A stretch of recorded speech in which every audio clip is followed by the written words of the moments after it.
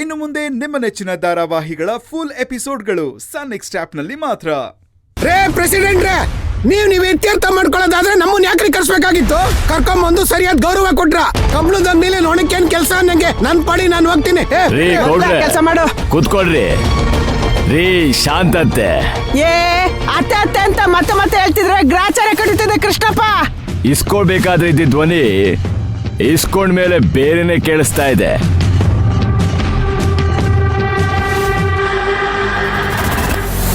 ನೋಡಿ, ಇಷ್ಟೊತ್ತು ನೀವ್ ಹೇಳ್ದಾಗೆ ನಾವೆಲ್ಲ ಕೇಳಿದೀವಿ.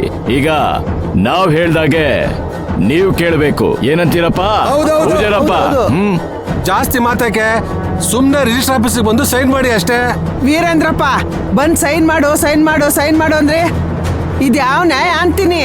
ಇವತ್ ಸಾಯಂಕಾಲದವರೆಗೂ ಟೈಮ್ ಅದೇ. ಆವಾಗ್ಲೂ ನಾವು ದುಡ್ಡು ಕೊಟ್ಟಿಲ್ಲ ಅಂದ್ರೆ ಅದು ನಾಳೆ ಮಾತು.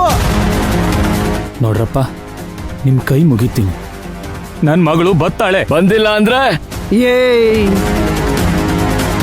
ಬರ್ಲಿಲ್ಲ ಅಂದ್ರೆ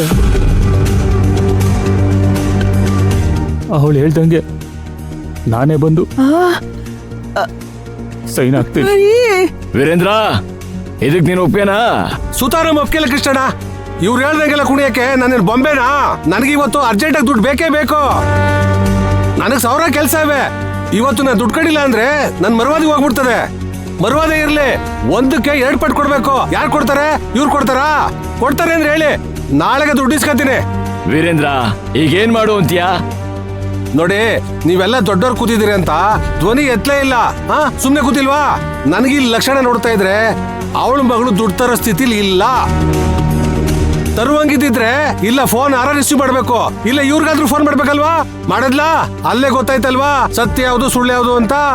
ನಾನು ಎಷ್ಟು ಜನಕ್ಕೆ ಬಡ್ಡಿ ಕೊಟ್ಟಿಲ್ವಣ? ಬಡ್ಡಿ ವಸೂಲ್ ಮಾಡಿಲ್ವ ನಾನು?